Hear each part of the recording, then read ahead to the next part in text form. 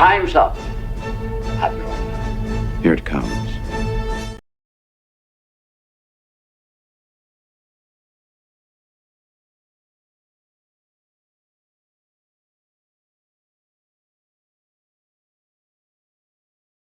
Chevron 1, encoded. For my ally is the Force, and the powerful ally it is. Life creates it, makes it grow.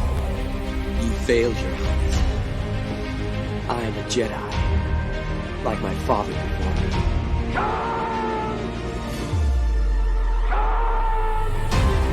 Cry havoc, and let's set the dogs of war. Chevron 2, encoded. Conan, what is best in life?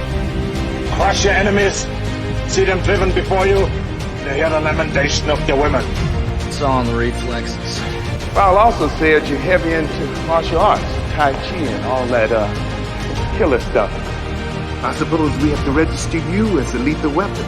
Chevron 3, encoded. And somebody ought to belt you in the mouth. But I won't. I won't. The hell I will. Chevron 4, encoded. Do you expect me to talk? No, Mr. Bond, I expect you to die. Chevron 5, encoded. You take the blue pill. The story ends. You wake up in your bed and believe whatever you want to. You take the red pill. You stay in Wonderland. And I show you how deep the rabbit hole goes. Chevron 6, encoded. Come on, you can, monkey boy. Great Scott. Back off, man. I'm a scientist. You shall not pass! I thought I'd die fighting side by side with an elf. What about side by side with a friend? A day may come when the courage of men fails, when we forsake our friends and break all bonds of fellowship. But it is not this day.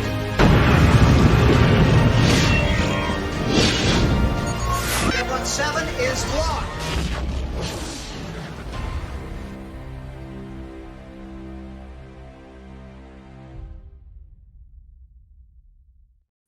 Hail and howdy. Welcome to Saturday Night Drive-In. We're back with 2023, the new year, and I think my connection problems have been solved, guys. Yay! I think the upload issue is done. If I start to out of sync, please tell me tonight. It's no playing around. Please tell me. I can't be looking at the studio all the time, so tell me if it happens, and I will go to my avatar. But welcome, everybody. Glad to have everybody here. And we have a guest, Magitek Mags. Welcome.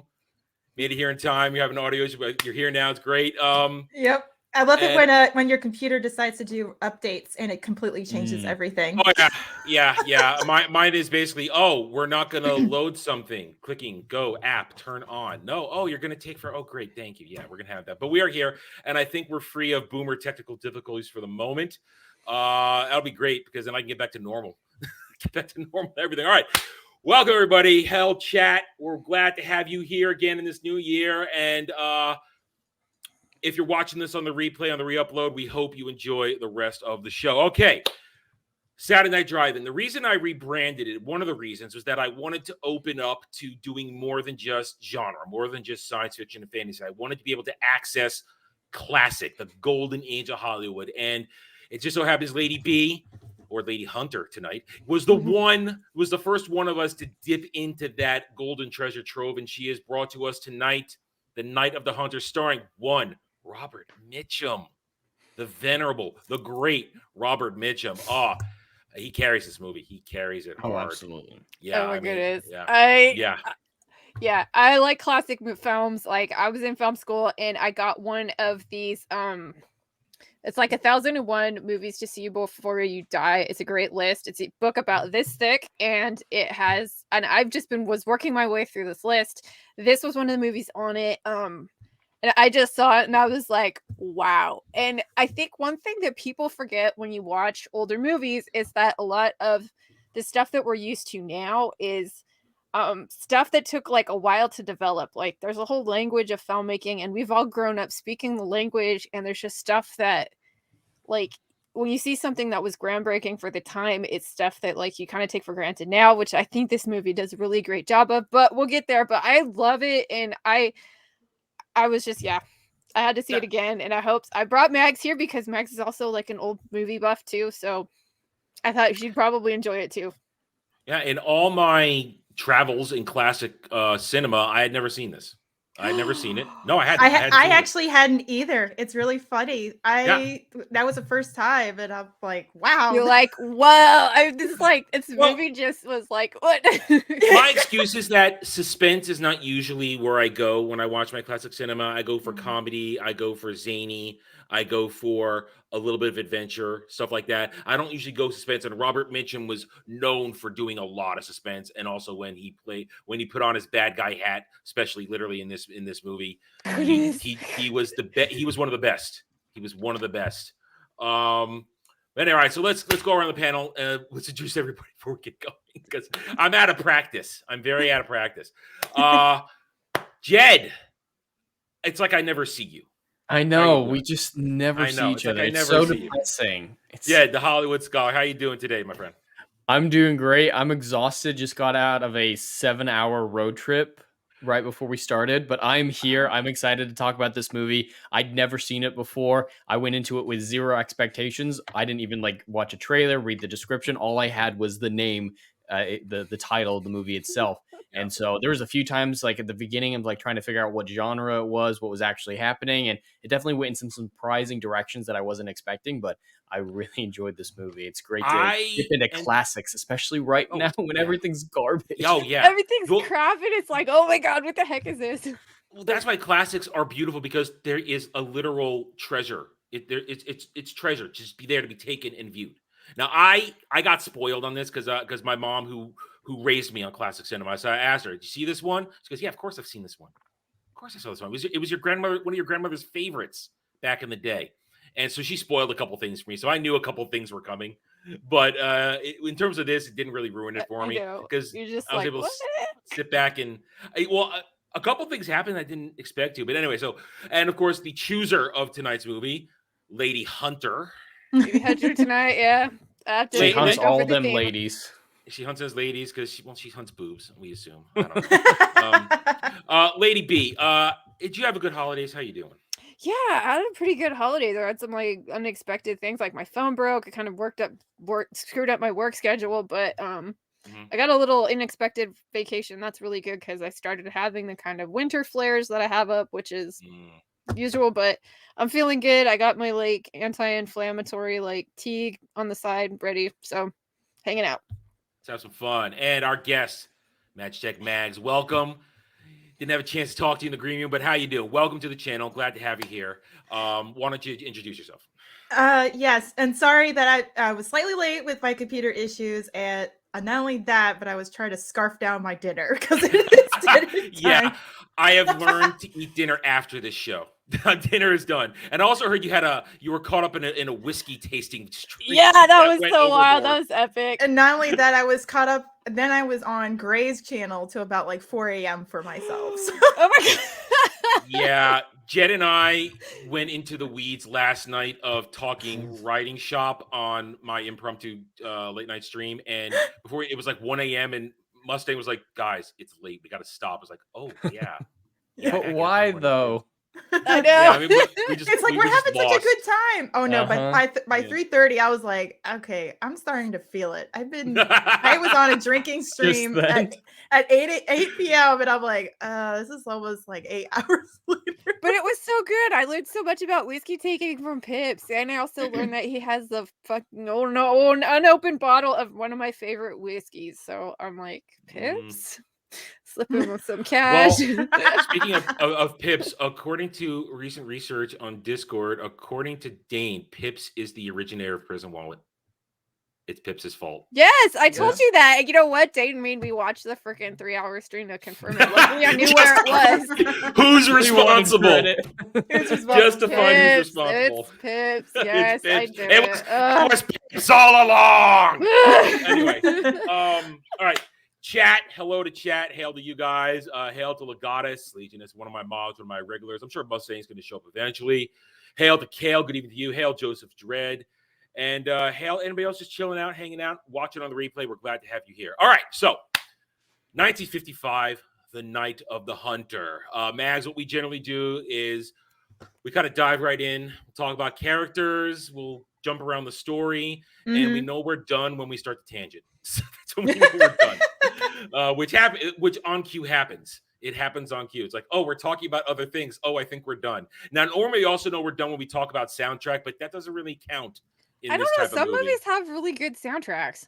Not in this one. I'm saying this one. This one doesn't have a soundtrack. It's just kind of the lilting music. But we will talk about the singing. I want to talk about the singing. I feel that's a very important subject. All right, so Lady B, why don't you start us off? Get us going with Night of. Okay, so this is a really interesting movie. It came out in 1955. It was directed by Charles Laughton, and who was an actor. And this is the only movie he ever directed because it was, when it came out, just a total flop. It did not do well. It had a terrible release. People didn't get it. They thought it was just too artsy fartsy.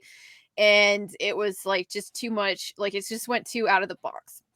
But it stars Robert Mitchum, Shelley Winters, and silent movie star Lillian Gish. Yeah. And I was so interested in Lillian Gish because like there's a lot of like, there's a lot of movies like The Artist that talks about like the transition from silent film to talkies, and a lot of people had trouble with it. But Lillian Gish is really interesting because she is one of she was a big silent movie star.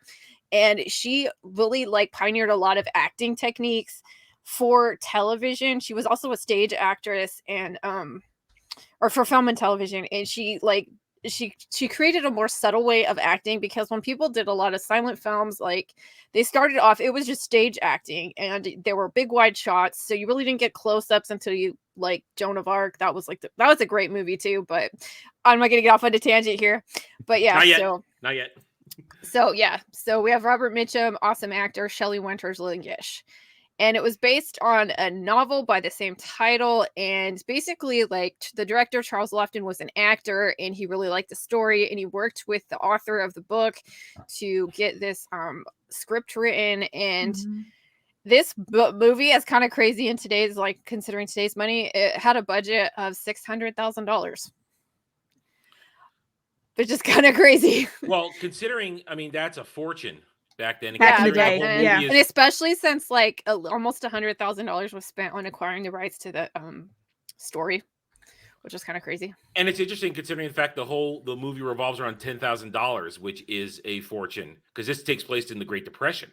Yeah, and what's interesting about the production of this movie was that because Charles Laughton was an actor and he wasn't really a very like secure in his directing skills, he really took like a collaborative role as a director with the movie. He shot the movie like they shot silent film, where if you had a bad take, they just keep the camera rolling and they just do it again.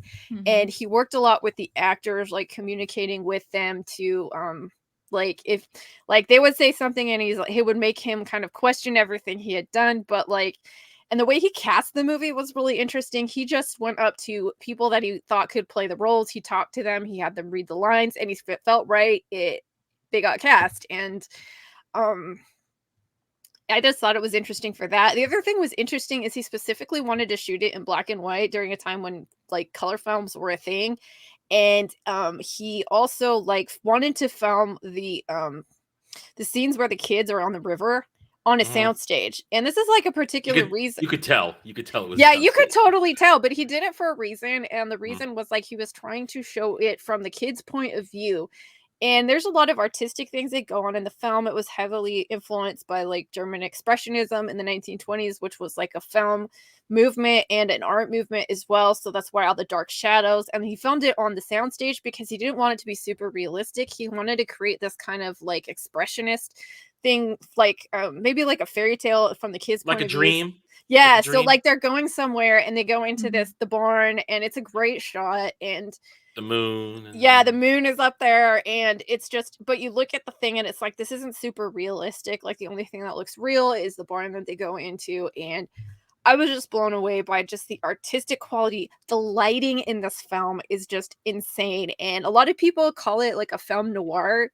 But it really, I mean, it's not thematically, it really isn't that like that. It's more of a thriller, but the cinematics of it are definitely film noir with the kind of dark shadows, the angles, and the expressionism is really cool. Because another, like, if you want to see what expressionism is, if you've ever seen the old movie, The Cabinet of Dr. Caligari, that is totally expressionist, where it's all black and white, lots of like art, like the sets are very artistic. It's very like, it's like looking at a painting that's like in motion, basically.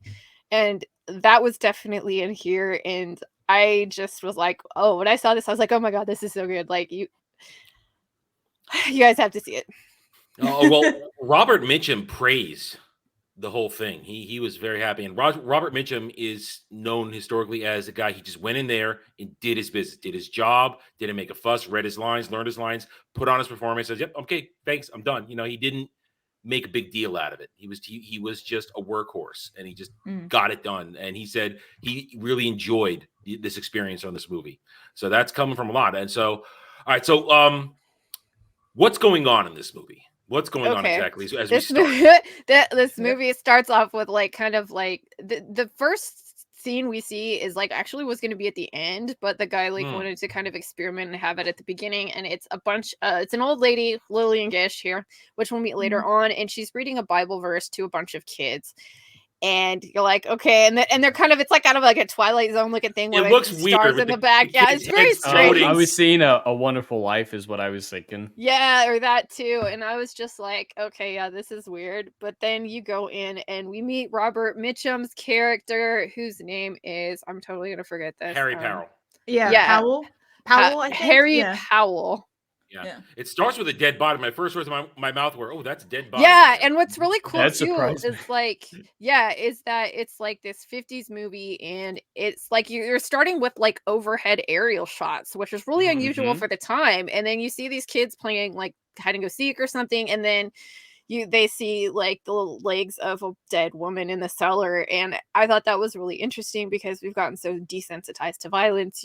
There's just a suggestion of what happened and we don't actually see anything. There's the art of subtlety in Hollywood back in the day. And it's very clear that they are, back in the day, classic movies perfected that. And it was like, whoa. Show don't tell. Yeah, exactly. There's a lot of show don't tell and a lot of inference in this. Especially, I mean, the two best moments. One, the murder of Willa. Yeah. You didn't see it, but you knew it was gonna hit. You could feel in that whole scene when he is stalking her, and that's an interesting shot where he is standing. It's kind of where the room is steepled and everybody's it made me. Oh, I love the staging of that, the framing of it, and the lighting. It's so good. So okay, we're gonna get back to the Oh, we're gonna jump around. You know that. I know. So like this guy Harry Powell is pretending that he is a preacher, reverend, and he's like actually very like misogynistic. He hates God. He hears the word of God, like legitimately hates women. And this is based off of a true story too. It was based off of a novel, in which case it was based off of a true event in West Virginia. That's what I did when I was reading up on it a little bit more. So like this is a story that like basically most of it happened, but so he's like, you see him and he's kind of talking about like what he's going to do, and he is going on kind of talking to himself, and then you see him in a kind of a strip club, and he goes on about how much he hates women because they're sinful and their curly hair and the fishnets and everything. Lust, yeah. There's a lot of thirst in this movie. There's a great like scene, and it's like the guy has like tattoos on his hand, and left hand says hate, and the right hand says love, and you just see that as he's watching, and he's just gripping this like penknife he has in his jacket, and then eventually he gets arrested, and you find out he goes to jail for 30 days for stealing a car. He also did some other horrible things, but we find out later. They don't know about that yet, Yeah, they don't know. And then you see, then it goes to the kids. There's two kids playing with a doll, and their father comes back and he has a gun and he has a lot of cash in his hands, and he's like, I just robbed a bank. This is $10,000. Yeah, he killed two men, robs a bank. Here's $10,000. I did it for you guys. You guys need to hide this money. Don't even tell me where you put it. And he ends up getting arrested and handcuffed, and he is sentenced to death for the two murders. By hanging, like back in the day. And so he ends up in the same prison cell with Harry and like Harry becomes aware that he has money, he stole money, and they never found the money, and he's just trying to pump the information out of him, and the guy's talking in his sleep, and he straight up stuffs his mouth with socks so the guy won't figure it out, but he figures out where he lived and stuff. So when he gets out of prison, he goes after this guy's wife, Willa. And like he pretends to be this totally like self-righteous creepy preacher, and I have to say his character is like so iconic and creepy. It totally reminded me of like Anton Chigurh in like No Country for Old Men, just on the creepy iconic look of this guy. Only Mitchum could pull that off too. Totally. He has this kind of face that reminded me of who's that guy? Douglas. Michael Douglas. Kirk Douglas? Kirk Douglas, yes, Kirk Douglas. Yeah, he has a sort of like handsome look to him, and he has like a little dimple on his chin, and he just, he talks about like the Lord, and the thing is, he's very handsome looking and suave, and he knows how to charm people. But yes, it's a very sleazy type of charm where it's very oily, and it's not. It's so. I mean, you're just watching, you're like, we as the audience, especially for us women, we're like, that's red flags. It's all kinds. I mean, Jed, so when he arrives in the town after now John and Pearl, the kids, after their dad is dead, and at this point we don't know the money's in the doll. Yeah, not even we know. We don't know until one point Pearl takes it out, and she's They do infer it at the beginning. They do infer it at the beginning. Yeah, it was enough that I figured, but because they were like kind of preparing it or something. Yeah, but I mean, but when he gets there, were you like me when in the post-mortem where everybody's making fun of the dead dad, and I feel like the kids are getting like pseudo bullied? But the townspeople, especially Mr. and Mrs. Spoon, Mrs. Spoon. Did you hate Mrs. Spoon as much as I did? I despised her. I put her in that same class as like Umbridge from Harry Potter. Like she's a great character, but you love to hate this person. Like she's at fault. This is her fault. It's her. She's the one that's like get married. Oh yeah. So anyway, so like he comes and he tells them instead of being a prisoner that he was actually the chaplain at the prison, and he talked to her Willa's dead husband, and he's like, oh, I couldn't do this job anymore because they killed your husband, and he's a father, and all of this stuff, and he just total bullshit. And then they get him to stay for this picnic, and then at the picnic he decides to ask her to marry her. Mrs. Spoon. Yes, Mrs. Spoon like pushes it. Pushing it on her. It's like, you need a husband. Oh, you need a husband. And she's so like, glorious. I'm still like last husband just like barely got executed. Like barely. Like it's kind of like grief. Yeah, let her kind of have some space, please. Yeah. More than 2 weeks, please, before you shove a new man on her. Yeah, and you gotta and there's the irony. Mrs. Spoon, who I think is as much a villain in this as Powell, because she meddles in everything, and she pushes her values and everything, and she's hiding behind goodness when in fact she's a muckety muck. But you realize in the beginning here she's all praising this, that, and then at the end of the movie she is the front of the angry mob with an axe in her hand. I thought that was so cool. Like, I know it's like this big axe, and she's like this little tiny woman, but it's like, wow. She's the one stirring everyone up, but she's the one that pushed this man into their lives. I know. Well, it's like, God. It's kind of like the way that it's almost a juxtaposition where it's like because of her forceful pushing, here's this other juxtaposition of her being aggressive at the end too.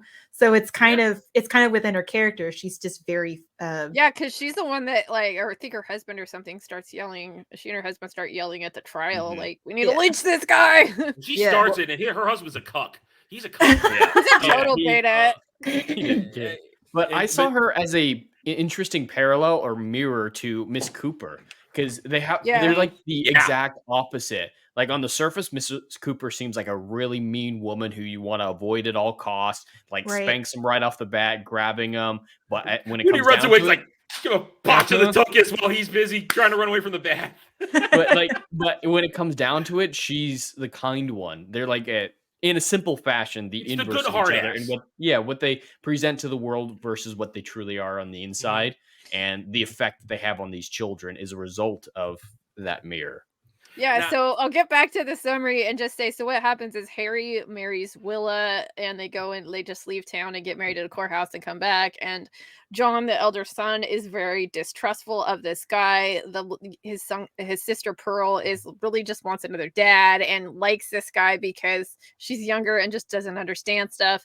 And eventually, like, he becomes this sort of like revival tent preacher, and Willa totally starts falling into it's like a really great example of gaslighting. Like, it starts when they get married at night, and there's a great scene where she's like, she's like thinking she's gonna get laid, and he just gives her this like really horrible speech about like how sinful women are and that you don't want any more children, so we're not gonna have sex, blah blah blah. Well, they don't really say that because it's the 50s, and But then it's implied, she just gets They talk about like they talk about making babies. You can make babies anymore? No, No. then we will not lay with each other. Well, and it's funny though. There were movements of that kind in the United States where it was very very puritanical. I mean, it was Puritan level of craziness like that. And I grew up in a sect like that. I completely understand the mentality. I mean, here's the crazy thing. professing. Like, they had like the kind of like decency, like film standards things like back in the day, and they didn't like this movie because it made preachers look bad, and it also like was bad for marriage too. Plus, you're also having a single bed where like the people are sleeping together. Oh yeah, well that's still the twin bed era. We're still in twin beds. That was I was surprised by a lot of the content in the movie for being in the 50s. Like, it's just like this had to have been like independent or like separate, like not rated by the MPAA, stuff like that. Because, it was the just like pure it when it did get. content. I love it. I know, and it got like it got ratings. It got like rated for adults only and stuff like that, and which was just funny.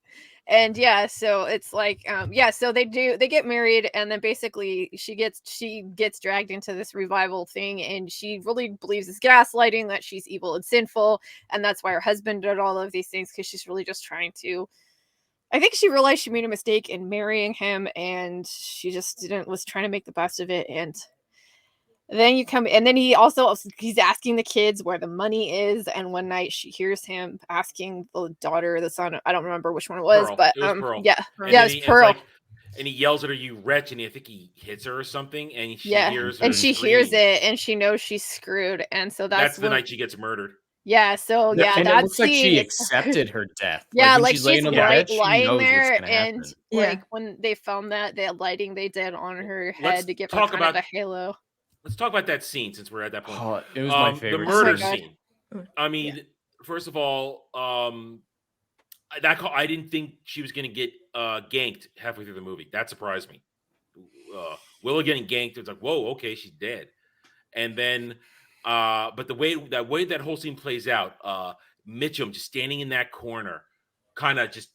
And he has like the knife, his like knife out, and it's like it's kind of like it's framed in a doorway where it's like it's at the gable of the roof, so it's like this and it's like that, and it's just, the lighting is so amazing. Like the wall is like kind of like lit, and then the background is dark, and it's very high contrast. And they've done some amazing things with like kind of foreshadowing this guy's arrival and his evilness by showing him as a shadowed outline.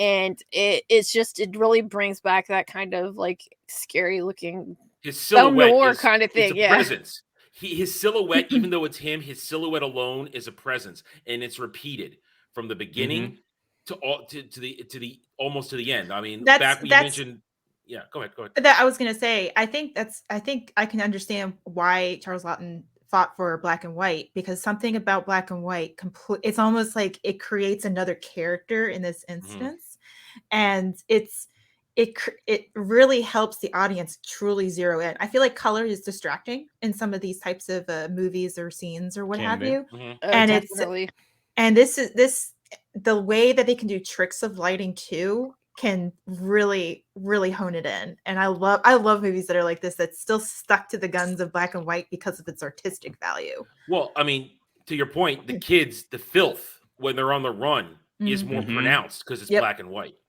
Yeah, you see how dirty they are and stuff like that. Yeah.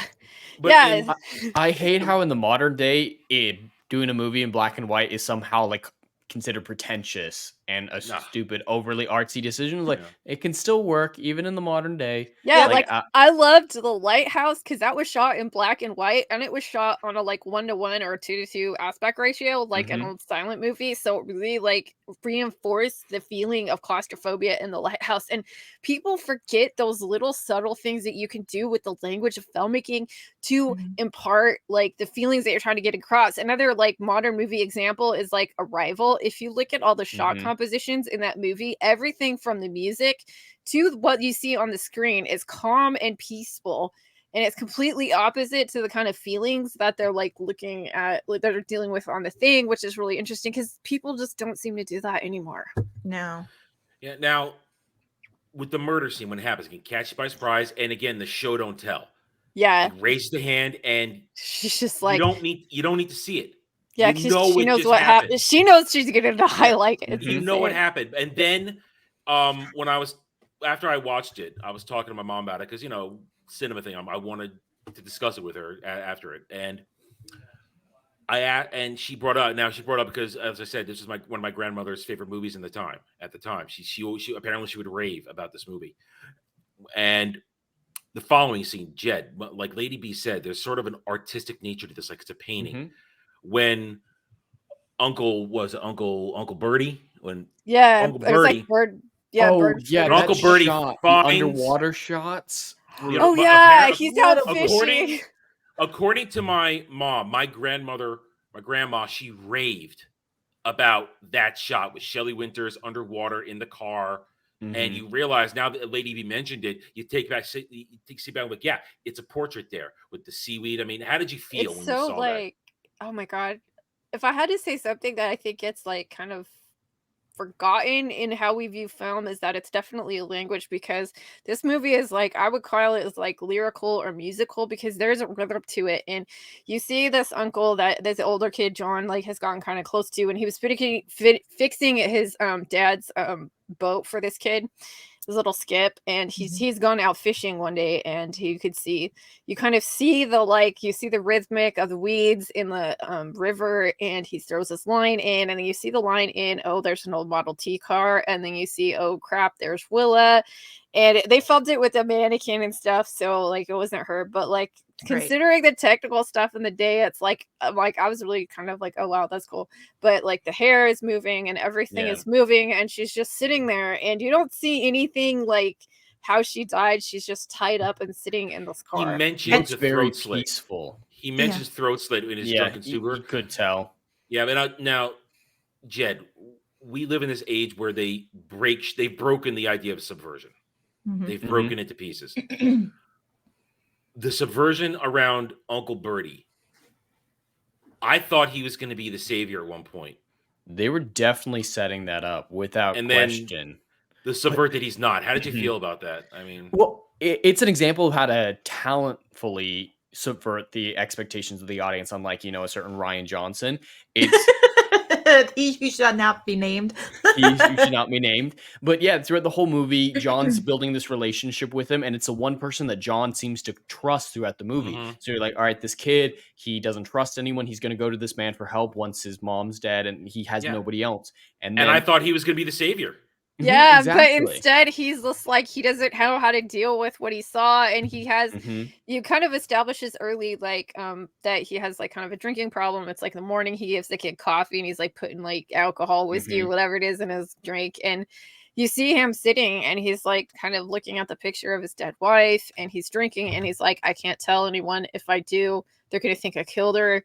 And he just gets totally wasted. So when the kids come back, like basically the guy kills Harry kills Willa and dumps her body in the river, and then the kids know something is up, and they very quickly, because John is very protective, realize that this guy is going to try to hurt them, and so they try to run away, and then the guy kind of gets them in the cellar or in the basement, and it's John who quickly thinks, and like he lies to him, and then he's like, hey, there's nothing buried under the stone, the basement's concrete, and he puts the candle out, knocks down the shelves of canning and stuff, and it hits him on the head, and they get out, and that's how they like escape the house, and he knows they have to leave, so they go to the Uncle Birdie or whatever.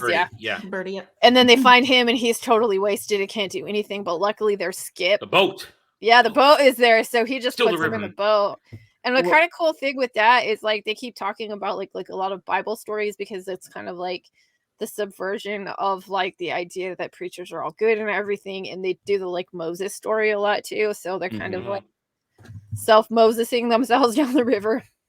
Yeah, well, it's an important thing that you need to do with stuff like that when you're showing preachers or something like that in a bad light is to show the good version of it. When it's an active religion, that's something that I do in my books as well. Like the main villain is possessing Jesus in my books, so that's obviously going to piss some people off. So I have to find a way to introduce good Christian characters to say like, hey, I'm not trying to make a statement. This is just where I wanted the story to go. But talking about the subversion of Birdie's not being the savior. At first, I wasn't sure about it. It's like, do I really want to watch these kids just try to survive in this type of environment? But when you look back on it, it really cements the overall theme of the movie. Is it constantly was trying to talk about the resiliency of children. Constantly, it was always bringing up how important children are and how affected by the depression children are, how forgotten they were, how left on the wayside. Even like the opening moments, the dad said he robbed the bank because he saw all the starving children, and he couldn't take it anymore. Right, and how so much they are left behind. Yeah. And so the subversion of not having the uncle as the savior really cements, hey, these children, sometimes they're just going to have to do it themselves. It sucks, but it's why children need to be strong.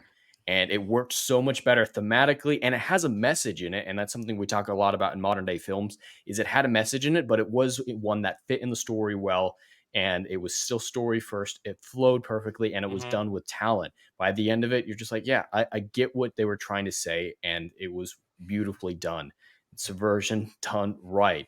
All, done with that cinematography aspect as well. You could tell from the way that they were framing John. At first, I was not sure about John. He seemed like a two-dimensional character in the first few scenes, but by that halfway point when he's really taking control, I know you do. And John is so like, it's so great because it's like he comes out as being really heroic, and he's saving Pearl, and he's really getting him on the river and everything, and he's only a kid. Yeah, it's like they don't keep him in that heroic light, because by the end, like they go on this little river trip, which I need to get back to because of the cinematography is just awesome. But like they meet up like another people that's feeding orphans, and she's not as nice. And then they end up seeing the guy chasing them down on the riverbank, and then they finally come to what was Lillian Gish's character's name? I'm totally forgetting. Mrs. Cooper. Okay. Yeah. And she has been taking care of orphans, and she has girls living there, and she immediately takes them in, and she doesn't really ask questions because they don't really want to talk, and she kind of has a like rough-handed, tough love kind of a person and takes care of them. And by the end of the story, like he has even though they kind of catch the guy, catch Harry, he still has that child, like the child desire to have parents, and he's not like one of those, like how they do with female characters where they're so strong and so hard. Like this kid actually acts like a kid in that, like when it comes to his final trial, he can't point out that Harry's the guy that did it. Like he can't say that because he's still traumatized. His dad, I know. He's got PTSD over it. I mean, that's that final moment where we'll talk about that, the whole third act climax thing, but. John, dude, he was let's go into the characters then. Since we're starting getting close to the end, let's get into characters, and then we'll talk about the ending, and then I want to talk about the theme of the singing in this movie. Since we're talking about John, let's talk about John, as he's basically he's our protagonist. Right. Is it fair to say that? Yeah, it's definitely from his point of view. Yeah. Such a great child actor. Oh, he didn't do much. Check out it on little Billy Chaplin. He just did a bunch of movies in the mid 50s, and then that was it. Little TV. That was it. Good, fine. Don't get destroyed by Hollywood back then. Yeah, exactly. I liked it because it was so good. Because I just watched the movie Megan with like the little kid and the android, and that just seemed like such a generic like kid character. Like they just act like. I don't know if it's people that don't have kids that don't know how to write. That's kids what it is. He was about 10 when he was in this movie too. Yeah, but this guy was like awesome, amazing child actor. Child actors used to be so good back in the day. Oh yes. I mean, he his expressions were perfect in this movie. The smiles, the blank stare.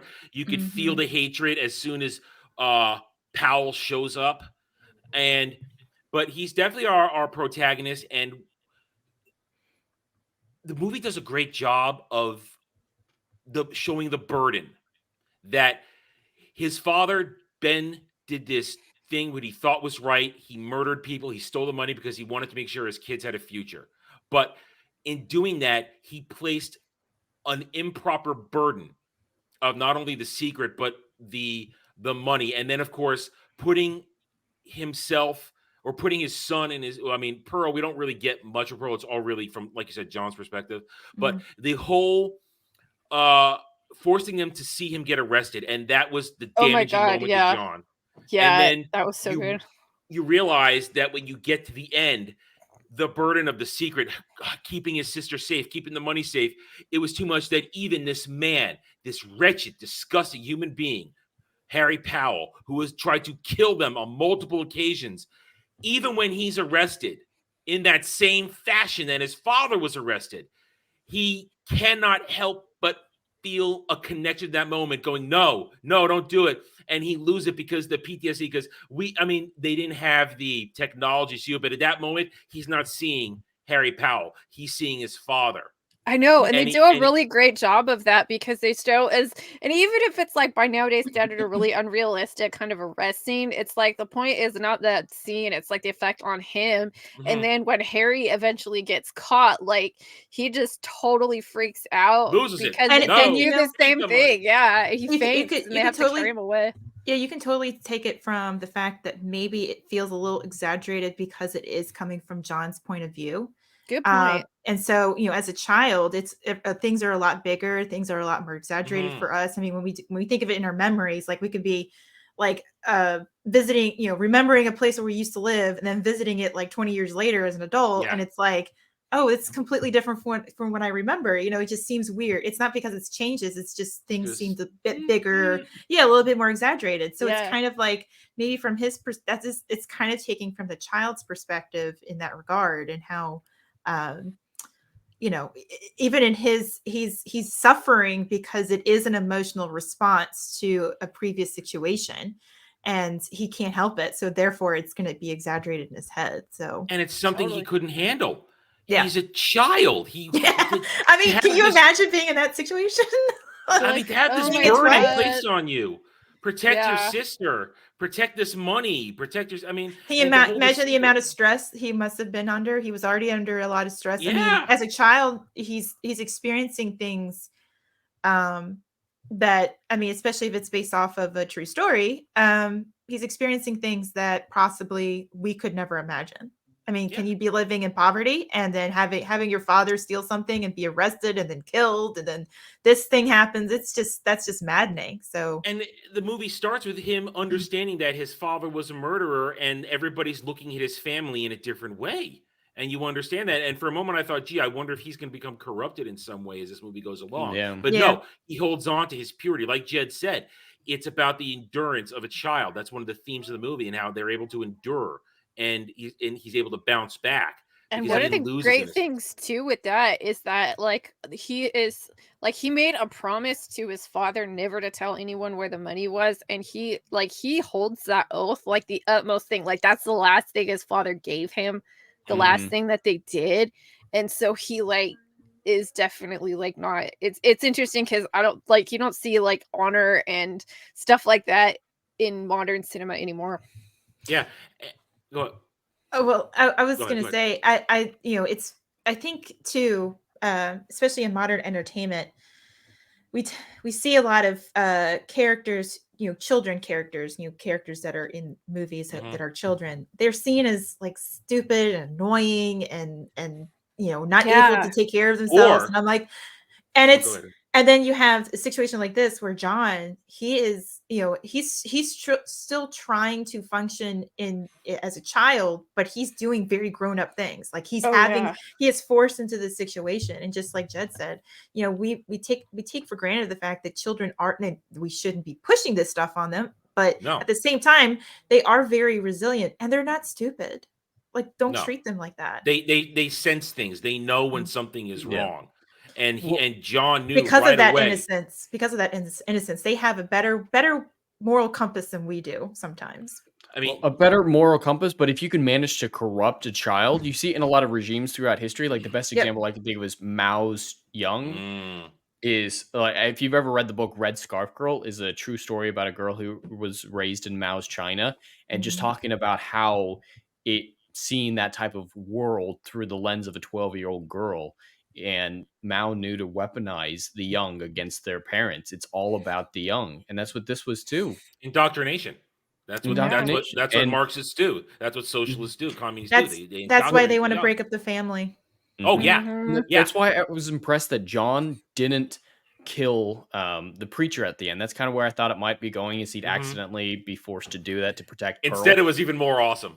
I know. I was just like, we're not there yet. We're not there. So to lead into then the next character, that the moment John looks out the window when he's trying to make Pearl feel better about what their situation is, keeping the secret, understanding, protecting that, and he looks out the window and there's Harry Powell and his silhouette, and he's singing the song, and it's like, this is bad. And now we will talk Robert Mitchum. Oh my goodness. Harry Powell. The presence, the sinister nature. It just drips every scene, but it's done like the lady said, with this slick veneer, and it's just there, and it's oppressive, yet it's not.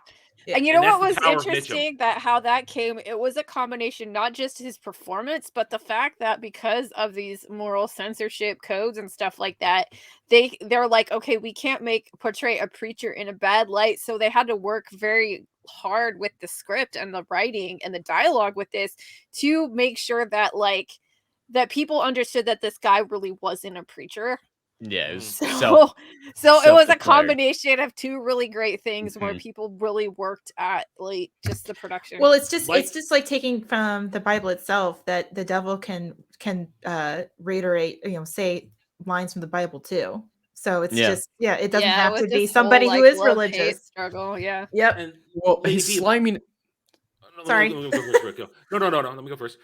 Lady B, like you said, the writing is great. At one point, they say, "Preacher, what's that religion you preach?" You go, "Well, my religion is between me and the Almighty." Yeah, what you worked out with the Almighty. Yeah. I was like, that's like, just the guy gives you so many fucking. But like you said, the writing, they specifically worked at it to do that. I mean, that was but it still works, and it adds to his crazy because he's unstable. All right, Jed, go ahead. Well, it's difficult from an outsider's perspective to see why so many people would have fallen for this veneer, because as an outsider, we can see the oily factor, we can see the creepy factor, and it may seem overpronounced when you first look at it, like a little over the top. When you think about it, when you're in the moment, it's a confirmation bias. You don't expect someone to be a villain to the same degree, so you take it in the best light. Everyone's done it in their real life, is assume the best out of people, and so it's just everybody's an asshole. Everybody's an asshole. I mean, that's if you go into life like that, maybe it would save a few people. but that's how the town was approaching it, like the spoons specifically, and it makes sense why they were all duped by him. Even though when you think about it as an outsider perspective, it's like, how could they be deceived? And then you realize the way that this society was built it makes so much sense, because initially I was a little worried about his performance. It's like, it's too over the top. It's too out there. It's too full, not in the same vein, but kind of Tropic Thunder. You never go full retard. It's like, and he went too far. He went over the threshold. And then you think about the environment that he's in. It's like, no, it's actually perfect for the environment that he's in. And it's just so well done. And the hands, I want to briefly talk about the tattoos on his hands. Love hate. It's been done in so many other stuff that I've seen before. Like Umbrella Academy does it. I've seen a few other things do basically the same idea. Yeah. And it's so cheesy. Yeah. It did it. Yep. Yeah. A lot of times when I see, especially in modern day, it's cheesy, it's pretentious, it's weird, you're trying to be edgy, and it never comes off right. So as soon as I saw those, I was a little worried. It's like, oh no, it's gonna be this trope again. No, this is the OG version of this. You gotta remember, this is when it was quality. Yeah, it was the OG version. It's established the trope, but as soon as he did that conversation in the soda shop where he shows him why he did it with Kane, that was the moment where like, all right, this is actually cool. It's not just fluff like Umbrella Academy. and it's verisimilitude. In the beginning, you've got the spoons. They swoon over that. But when he tries to pull the same thing on Mrs. Cooper, she's like, "Oh, you shut up! Like, You shut up!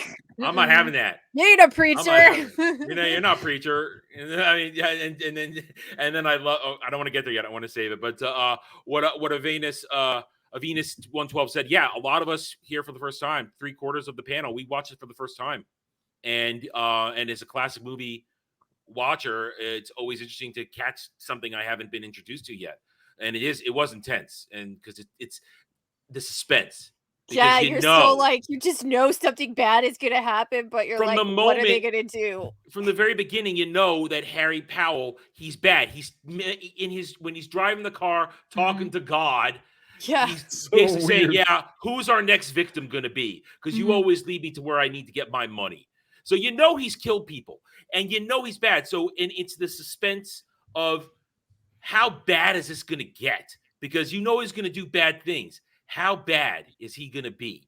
And how is he going to get stopped? Because he seems to have gotten away with it over and over again. And what they caught him for was just stealing the car. And he seems to be, again, oil his way out, like weasel his way out type of thing, where it's like a slippery escape, and it's like, nobody finds out. So yeah. And probably the most like suspenseful part of this movie is the fact that like the second act is basically just him chasing the kids.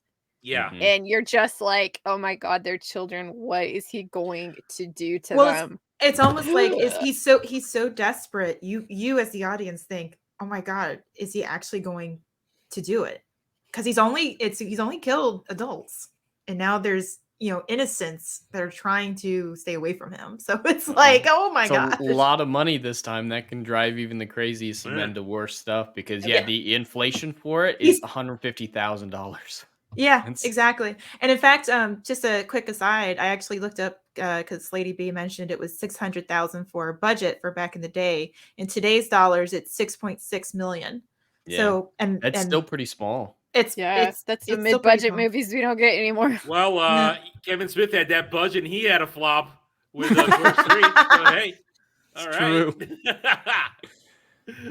But like one of the greatest parts too, with like both the characters of John and Harry, is the part where they flee down the river. And it's interesting because from the conversation that I think it's the Spoons have, they said like, oh, there were gypsies, and like, one of them stole a horse or something. And he murdered. I was just like, are you kidding me? He just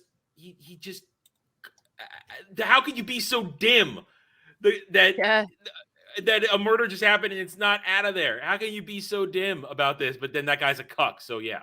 I mean, that guy was a cuck. He just did whatever his wife told him to do. And so Harry,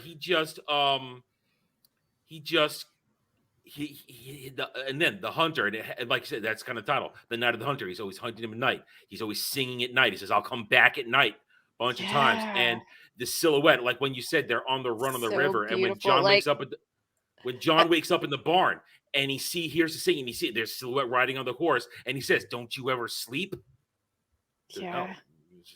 And it's so creepy, but like the great thing about this show, like is what's actually on screen. And you see the kids in the boat, and you see like these animals. There's like an owl, and there's like rabbits, and there's a turtle, and it's just very like, it seems very like not of the time, like it wasn't really like kind of thing you'd see that in like maybe a music video or something like that now, but it was like they were just very like I think with the animals, especially when they show like rabbits and stuff, it was kind of like showing the innocence of the kids. Yeah, when he's sitting outside the house and Miss Cooper's there, and the owl kills the rabbit. Yeah, kills the rabbit. So you've already seen the kids like on the river with the shot of the owl and the rabbits, and nothing happens to them then. But then you see that same setup with the owl and the rabbits, and the owl gets the rabbits. You're like, it's already increasing in the anticipation of the audience too. Of like, it's like there's hunter and prey, and they're the prey. So. While we're talking about this section, Lady B briefly talked about it when she said why they wanted it to be a soundstage for that river sequence. If you pay attention at the end of the movie, it's not actually that far from Mrs. Cooper's house to the town where they started. They act like it's this big, feels long, like it's been longer journey. But that's the perspective of the children themselves. Is it feels like this massive adventure they went on, but they didn't even take a train from where Mrs. Cooper lives to the courthouse in the town where they started things. So it's within like a walk or a carriage ride. Like it's not this big old journey, but from the perspective of John and Pearl, it's the craziest things they've ever. Well, I felt like because they've never had to do that before. I mean, they've had, and again, like I said, everything is exaggerated for children. Like this is just, it feels it's a great way of showing a point of view of a certain character that like I think that's something that it's very difficult to do with a visual medium because you just immediately assume that whatever you see on screen is what's really there. But like, I was trying to think of another movie that kind of plays with that, like with maybe like Fight Club or what's that I See Dead People movie? Oh, Sixth Sense. Sixth Sense. Yeah, Sixth Sense. Yeah, that's the kind of thing where it's like you just assume the camera is showing you is the reliable narrator, but it's not, and that's very like.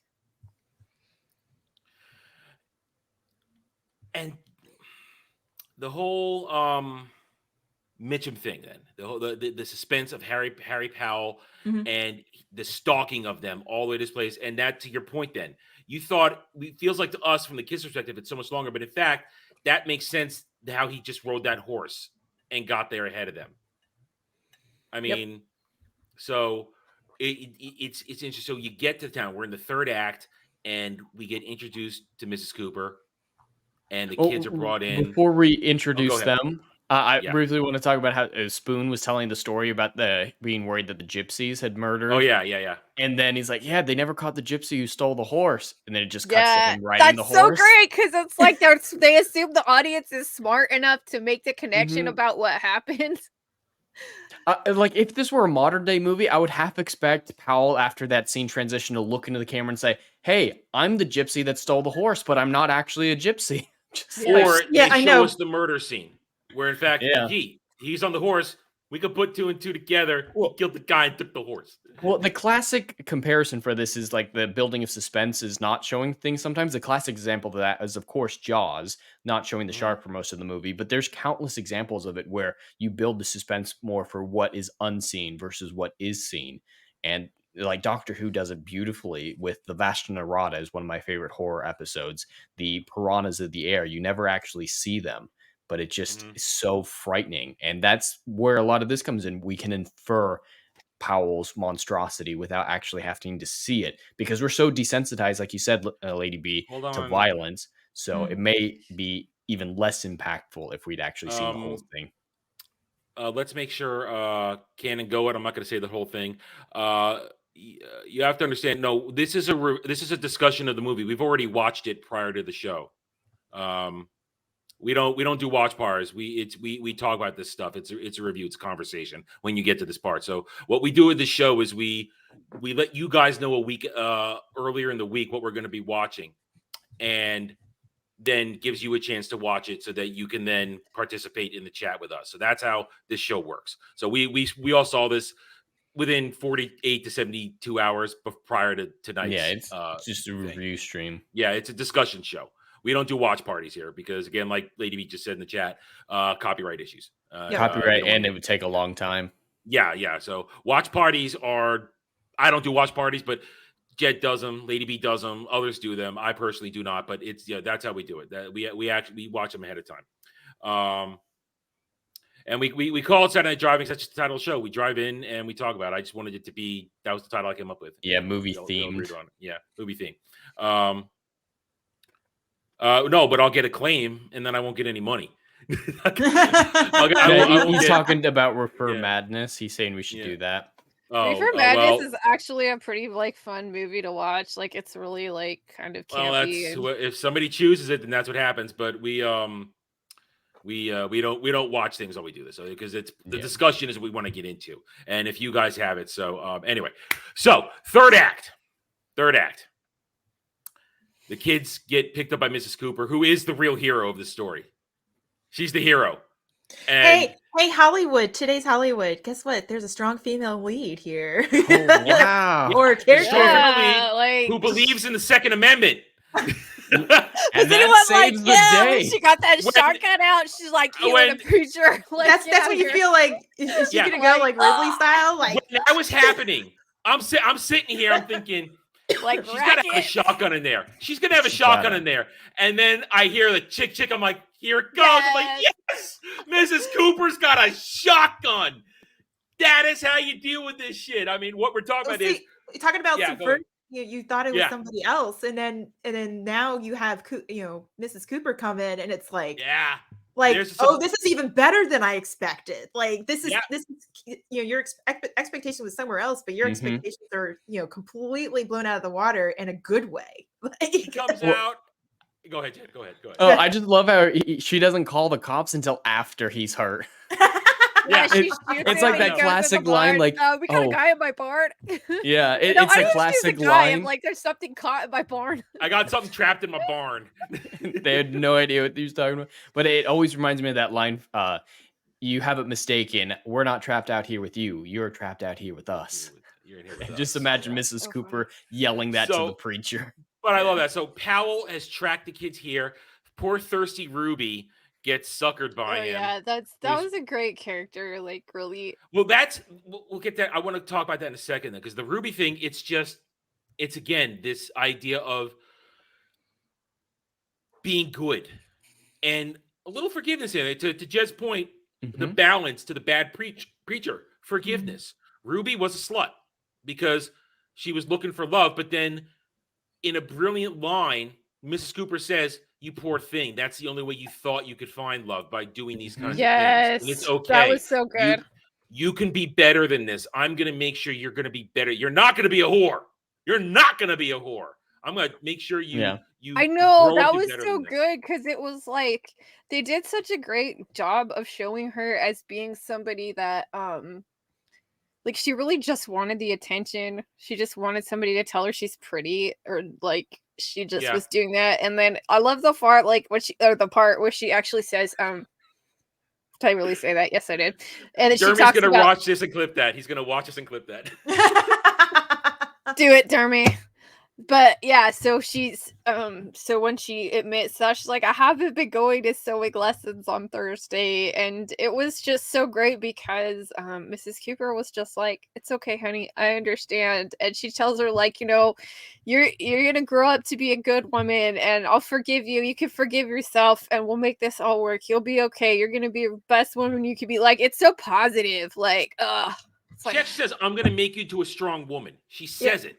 I know, and I'm just like, it's kind of like here's a positive role model for woman trying to make sure that she doesn't fall for this these problems, because even in these times, desperate times call for desperate measures. You don't know what women had to do back in the day, and then especially young women who like everybody has seen, it's like she just wants to be loved, but at the same time, it was the Depression era. It's I know, and this is like literally the same kind of economic depression that we're having now, when a lot of people are like, you know what, I'll just go do OnlyFans because it's so easy and it's a lot of money, even though it destroys my soul. I think that's probably kind of the same thing she's feeling, is that she didn't have a lot of future. She isn't going to get an education. She didn't have parents. Like, wow. And you think by you're watching a movie, this kind of movie, like, oh, it's an old movie, whatever. It's like, it doesn't apply to anything. Do you understand that there's a lot of things in this movie that can still translate to this day? It doesn't matter what era it's in. It still has that basic human element of it's timeless, not relevant. Yes, that's my big thing. It actually has a soul, and that it has the basic human value of what people generally go through. It doesn't matter what kind of, like, right now, I mean, we have it better than people in the Depression, but who knows what our future is going to be? And we're seeing depravity all the way around with this stuff, and it's just it can still be applied. I mean, and again, to your point, the subversion works. And look, we cheered when Mrs. Cooper comes out with that gun. Yes. I don't care that it's an old lady. It's badass because it's the right That's just thing. how And it's the farm people were. Like my you know what I grandma like? had that too. You know what I like about it too is that it is an older lady, somebody who is wise and experienced and knows better and has value in that. She doesn't take no crap from anybody. It's like, I loved it too because it's like Lillian Gish, and we're so used to these kind of like old movie stars doing cameos in indie films so they can use their name to bring them money, and they're just kind of like, dude, you should have like quit while you're ahead kind of a thing. But really, Lillian Gish was like a consummate artist. Like, she was very dedicated to the craft of filmmaking, and she really helped make it a legitimate art form because she started acting really early in the teens and stuff. And it's interesting because it's like you're expecting this kind of like flapper looking 20s person to show up, but like when you see her, she's an old lady, and you're just like, but her performance is still like right on point, and she does such a good job. Like, yep, I agree. It's great. Yeah. And like you said earlier, it was very difficult for some of those for the silent movie stars to translate over, but she gives a powerful performance. And it she learned. The thing is, the great stars learn to adapt to the newer times, and that's what she did. I mean, she took whatever she could take, and hey, this is a great role for her. And what was great too about her career is like when she was in the silent era, like she had this sort of like innocent, like kind of a persona. So when she tried to do talkies, they were like not buying her in those more like, because it's the morals of the industry kind of changed in terms of what was shown on screen, so they really didn't buy her like as this character or as like more serious character. So what she did, she just took a break and went and did stage acting, and then she came back later, and she was acting all the way up until like the late 80s, and then she died, I think, in the early 90s when she was 99 years old. Wow. But she kept performing. She did like radio and stuff all the way up until like really close to her death. So it's amazing. Yeah. So, and again, Mrs. Cooper, she saves the day. Like I said, he arrives there, and she'd already knew something was going to. She'd already gotten John to what's a good word? Open up a little bit that night when she's telling the story of Moses. And he admits, my parents are dead. And I didn't come from Parkersburg. I came from upriver. And she knows a little bit of the truth. So when Powell shows up and says that these are my children, I came from Parkersburg. And when John says he's not my dad, she's you're not his dad, and you're not a preacher. And then he pulls the knife. And John grabs the doll, and then she brings out with the gun. And like I said, I'm sitting there going, she's got to have a gun. She's got to have a gun. I know, it's so great. Like, she just calls him out. A lot of times, because you think about it, because if this is based in West Virginia, which is where the real life event occurred, or at least based on the Powell character, you're talking about people who are going to be armed anyway. They're armed because that's just how it was back in the day. Everybody had a shotgun. Somebody had at least a shotgun over their fireplace. I mean, that's just how it was. And he brought a knife to a gunfight. But what's great too about it is like, this is like the scene that the movie starts with is her reading the Bible story to the little kids. And so you get the next scene is of Harry. So you get the juxtaposition of this is a good religious person, this is a bad religious person. And I want to get right to that. when she goes down there, she just starts saying that. So save that little point for when I want to talk about the singing. Just hold on to that point. Hold on to that point. I was going to come to that. You're on my track, but so after the whole thing, the confrontation where she's up all night, sitting there in the rocking chair with the gun, and the singing happens. We'll come back to that in a second. And then he comes in the house, and she's done the right thing. She gets the kids out of the way so they don't have to see what's going to happen. And I love her whole persona of just protecting the children the whole time. Mm-hmm. And then he comes in the house, and the cat is there, and it's the cat. You're not sure what happens. The cat screeches. You think he's gonna make the move, and then you hear this shot. And it's the one cringe moment of the movie. And I guess Rob, it's the way they had Mitchum do it. His cry of pain. It's so as he's weird. running into the barn. It's really like, weird. ah! I thought like he was scared and hadn't actually been hit. Like that's not the sound of a man who just got shot. That's a man who just got scared. I think that's one of my few critiques of this is that his wounding moment. His cry is just. You don't actually see he got shot too. Like there's no blood or anything. It could be. And I'm not. I agree. It was kind of like a little off-putting, but in perspective, maybe it was trying to be a little artistic in that he was shocked. It was like a shocked sound or something like that, where he wasn't expecting he wasn't expecting to die. Yeah, he wasn't expecting to die. I mean, because he, had God or whatever on his side. So I mean, he's been doing all of these things in the name of God, and so therefore. But then here comes the righteous mother figure, the angel in the house figure, the one that you hear reading the Bible that represents the good part, like of Christianity. And it's so funny when you think about that, because you hear a lot. Especially today, like Christians or those who believe or whatever, it's like, oh, you're not supposed to handle a gun. But here's this woman who is actually doing all the Christian things. She's protecting the children. She's defending the her territory, and she's defeating evil. That's what we're supposed to do. It's like, and she's instilling good morals to them at the same time. She's not indoctrinating. She's saying, "Don't be a slut. Take care of other people. Look after each other. We work here to earn our living, to pay for everything." And that's when the whole line where she talks herself a lot, doesn't she? Yeah, she does it all the time. But when you listen to what she's saying, she's talking about organizing, making sure that the kids are fed, she's fed, and they can pay for things. She's not rambling. I mean, that's the juxtaposition of Mrs. Cooper versus Harry. Harry talks to himself and he's crazy. When she's talking to herself, she's organizing. And she's planning for security. It's order. Exactly. It's order. It's not chaos. It's order. Yeah, because you have the juxtaposition of like Harry talking to God while he's driving around, and you're like, that guy is like batshit crazy. Like real faith, good faith is order. Everything is order. Everything is order and harmony, not in constant and works chaos. That benefit other people and selfless acts versus the selfish act of like murder and like stealing stuff. And she, to the very end of the movie, in the final 10 minutes, protects him when he comes out of the barn. And you do see him wounded. They have a really bad prosthetic arm hanging off Mitchum's right arm. So it's like hanging there, wobbling as he comes out.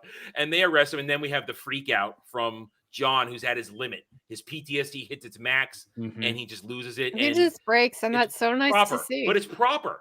Yeah, because he's been chased. He's been leading up to all of this too. Again, depression, father situation, then a new father, and then he's suspicious. So he's kind of emotionally always drained, and then the entire time, and then he's being chased. Here's a scary man trying to come after you. He probably thinks in his head they're gonna get killed or something. Like it's emotional distress constantly, and of course he's gonna break down. It's just it's believable. I mean, I would in this situation. Yeah. I also think there's a method to his breakdown there, because he's been shown to be a very intelligent child, and as long as they had the money, things were never going to be all right for them. Because who's to say, like, it's common knowledge that he hid the money somewhere. The dad hid the money somewhere, and this guy's been in and out of jail before. There's no guarantee. So as long as they have the money, those two are in danger. So just throwing it at him, ripping the doll apart to give it to him is just a latch-just effort. I want this to be over. This is over now. Yeah. And so I think there is some intelligence in there. Yeah, it's a release of not only the emotional distress that they went like, under. As they arrest him, like the money like just goes everywhere. Flies everywhere. Yeah, so it is really like so tied to that, and it's really interesting because there's whole like the idea that like money is the root of all evil, and it's just like it's like I think like deep down like the guy kind of realized this kids will never be able to use the money because there would always be this question of where they got it, and it's just it has a taint to it because of the murders and everything and the way he got it, and to kind of like throw the money back on another guy who was also a murderer. I think there was a lot of symbolism there too. Yep. And to Mrs. Cooper, the protecting, the trial happens, and then like we talked about earlier, Mrs. Spoon the one who instigated all this, is now trying to persecute the man that she thrust into there and ruin their lives. She thrust him in there, is leading this horde, this mob. And what happens during that whole thing?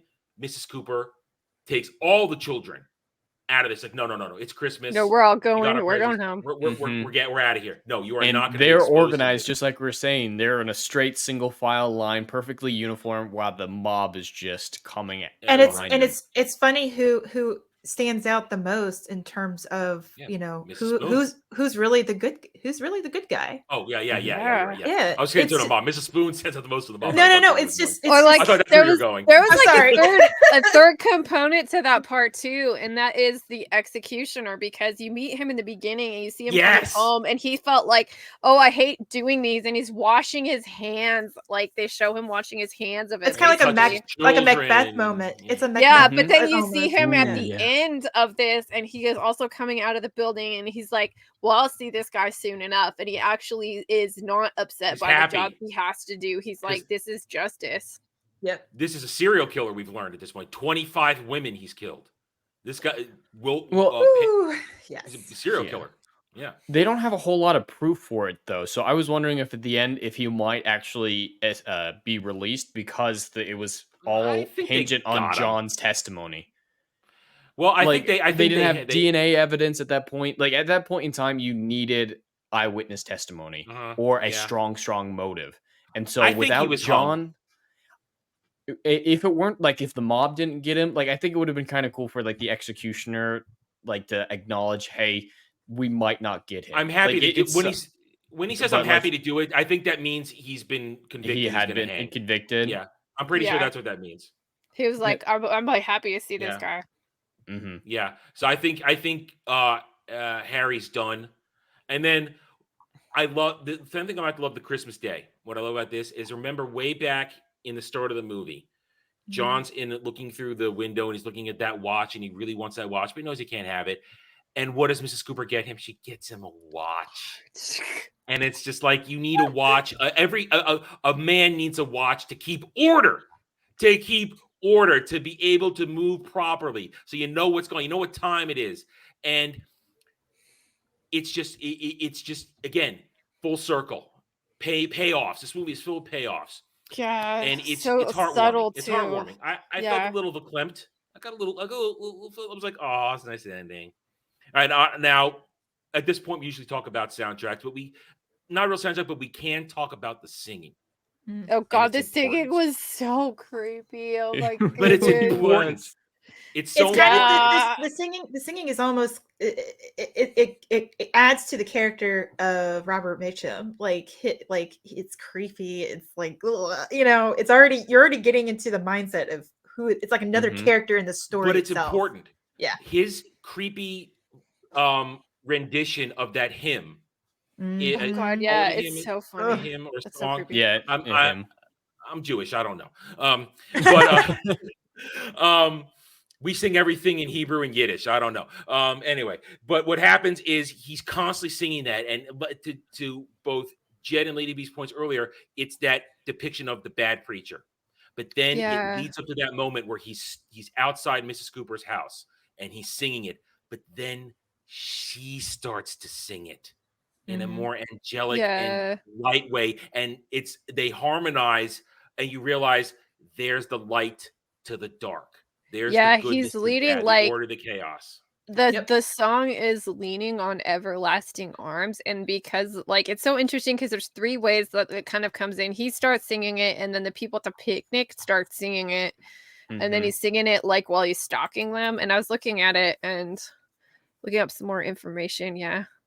But it's from the book of Deuteronomy. It says the eternal God is thy refuge, and underneath are the everlasting arms. But I really love the building, and I was wondering throughout the whole movie, God, dude, the lyrics, oh my goodness, list of lyrics is the refrain is leaning, safe and secure from all alarms, leaning on everlasting arms. Oh, how sweet to walk in this pilgrim way, leaning on the everlasting arms. How bright the path grows from day to day, leaning on the everlasting arms. Yeah. But I was wondering the whole movie, what is going to be the purpose of the song? Why do we keep hearing? Why are we constantly singing? And then in that moment, when you have Mrs. Cooper versus him, I realized there it is. It's Yep. it's both sides. It's like the God versus the devil kind of a fight. Yeah, you could say that. I mean, you can almost say it's like there's always that there's a really beautiful picture of Saint Michael slaying, fighting the devil, and he's got a sword and everything else. Like that's what it reminded me of. It's like here's and like the cinematography is so good because it's like she's just sitting in a rocking chair. Kind of reminded me like Psycho with the mom, and then he's outside and he's just sitting out there singing, and it's like, oh my god. But it was really powerful when you realize what's going on there. You understand the purpose now of the singing. That his song isn't evil; it's just he's evil.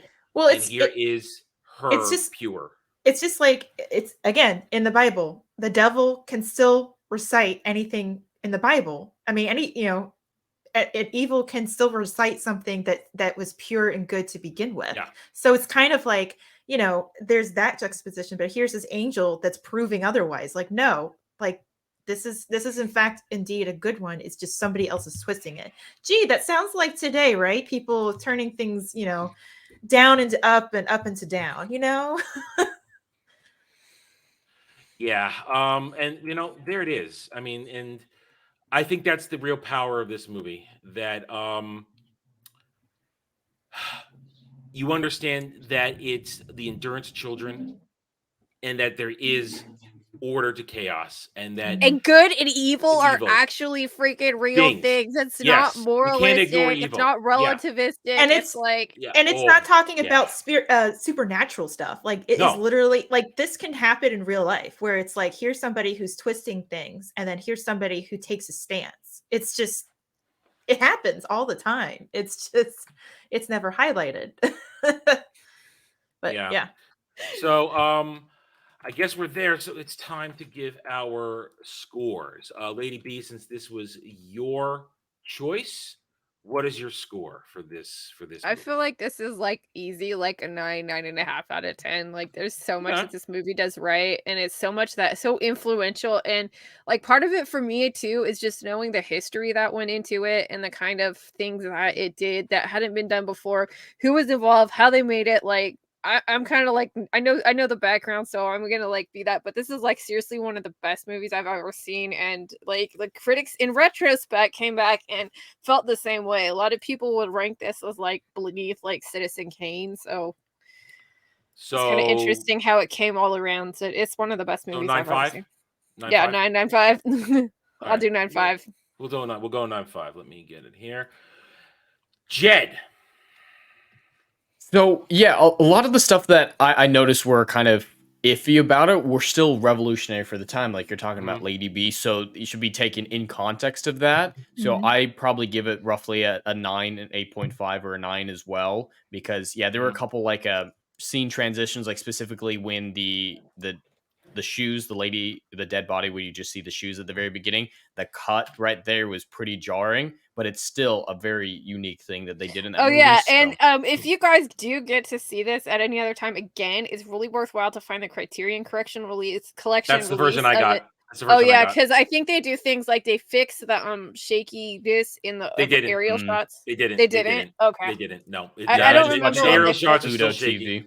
Yeah, but like think about like how big a camera was in like a small plane. I don't know if they had helicopters back then, but it's kind of crazy. Yeah, it was still shaky cam at being, but I'm not going to take points off for that because technology at the time. I'm not taking. Yeah, no, exactly. Yeah, that's why I didn't take any for it off either. But it was phenomenal. The character work and the biggest thing that we keep harping on is the cinematography, the shot composition, the lighting is top tier, especially for this era. Like the shot of her in the water from both above and when you're actually in the water with her, to the actual murder scene with the skylight shining down on her, almost like an angelic presence, is just phenomenal at any point in filmmaking history. Like it's timelessly beautiful stuff. You got to give it top marks for that. Okay. Mags, what's your score? I'm with Lady B. I have, as for one who loves classic film and has seen plenty in my day because I was raised on it. My parents, were born in the early 50s, so it's just of course, I'm going to have some of that influence, but this is one I had never heard of. So I am very grateful for Lady B for, letting me see this film.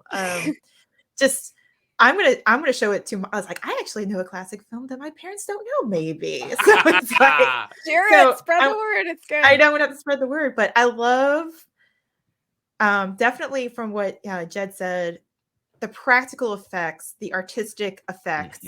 It is so very much missed in today's media. I mean, now it's all replaced with CGI and stupid quips, and it's like, I miss all of the practical and the thoughts going through and having to set up a scene, not just for the lines and for the acting, but the visuals. It's like a visually pleasing experience where you are getting you're getting yeah, exactly. You're getting the actual whole entire picture, like the whole, like the scene where he kills Willa, and it's like a chapel scene, and it's like, oh my god, like it's creepy in the sense of, like, you already, as the audience, have already getting this picture of, like, Christian preacher, how terrible, and then it's like, bam, at the third act, it's like you get it. It's almost jarring, but it's in a good jarring. It's like, oh, here's somebody who's what's really great about the movie is it is totally a thriller, and you totally have the suspense, but it's not graphic. You don't need to see that.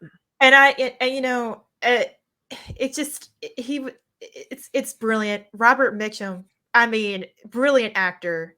It's just perfectly cast in that role, and then the fact that it's almost from the perspective of the child of John. Yeah, that too. And I love that, because it's like, this, it's probably, I know it's been done in other movies, but this is almost refreshing to me, because it's like, wow, it's taking the child's perspective really seriously, and what they're seeing and what they're viewing, and it's really interesting. It's really powerful. Yeah. And I love it. It's just, and even some of the scenes, especially with the artistic framing and everything, some of the distortion of stuff, it's like you can't find that today. It's just it's not. It's like a scene is also another character in this instance. It's like they take that very seriously, and I love that. But what's a really cool piece of trivia, I don't know whether you know, but John and Pearl's father, the actor Peter Graves, he played in Stalag 17, and he also if nobody has seen that, I'm not going to say who he plays, but he plays in that, and he also was in Mission Impossible series. So yeah, I never watched a lot of it, but he was the captain on Airplane. Yeah. For this cast, I'd only ever seen Robert Mitchum in El Dorado. That's the only thing I'd seen any of these people in besides this movie. I think Robert Mitchum has been in westerns too. I think I have to remember. Yeah, Robert Mitchum was in El everything. Dorado. Ironically, I'm looking at Peter Graves's his credits list here, and ironically, he was with Mitchum again in Warm Remembrance, and I find it interesting because I just got that from my mom for Christmas. And Robert Mitchum was also in an ensemble cast in The Longest Day, which is another. That's another great film. Well, that's one of the pinnacle World War II movies. That's like at the top tier of World War II movies. Yeah. And I love the fact that it's Charles Laughton, because being the director, he was also in the Agatha Christie based movie. Oh gosh, I forgot. The Witness for the Prosecution. That's another good movie too. I highly recommend that one. Agatha Christie stuff is great.